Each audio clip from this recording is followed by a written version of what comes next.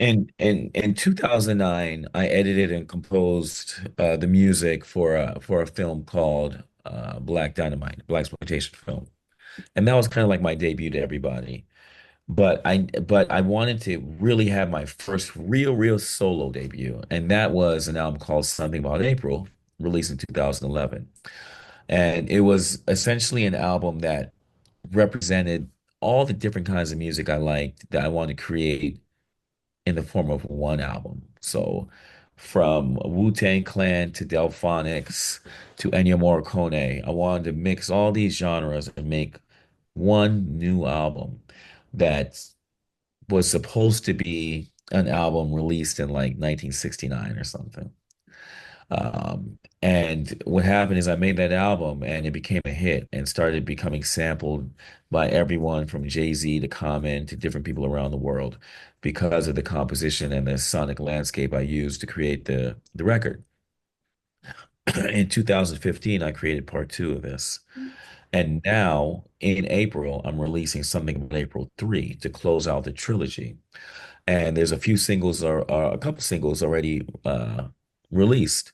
But in this trilogy, this part three, I wanted to do an album all in Portuguese, Brazilian Portuguese, because I spent a lot of time in Brazil and I've dug through their music, their vinyl so deep, and I've created so much music with a lot of their legendary icons from the 60s and 70s.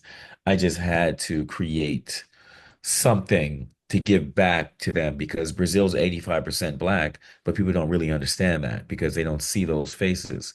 So I wanted to create a soulful psychedelic album all in Portuguese and I learned Portuguese in order to write this album.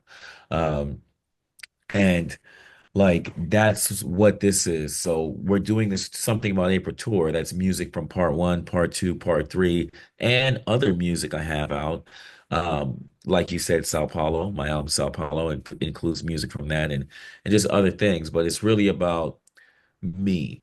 I don't really I like it's been a long time since I've done just an Adrian Young tour. This is like my Adrian Young tour to really educate people on who I am and just to give the fans back something that they haven't had in over a decade. And that's just me kind of going out just doing my music. So that's what this is all about. And I'm looking Well, I forward to see you said Austin. Yeah, on social media that this is your dream tour. absolutely. Because in this dream tour, I'm doing, I have my 10 piece with me, but then Your there's some 10 stops. piece. Yeah. Yeah, and then but then there's some stops where I'm doing a 40 piece orchestra. So like it's a I say it's like for me going to the sampler to the symphony. In 96 I started sampling records and quickly learned that I actually like the records I was listening to and sampling more than the derivative music I was making sampling it. So I put the sampler down and started teaching myself how to play various instruments and also started teaching myself how to really record analog to get that sound.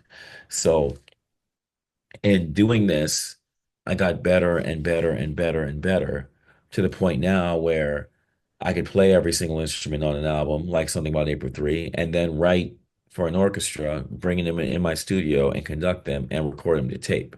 So this is a whole evolution for me as an artist to get to this point, and this is the tour I've been looking for me to be, you know, perform and it's kind of like Pink Floyd meets Curtis Mayfield on stage with the 40-piece orchestra. Like that's my dream, and my dream is coming true with this tour.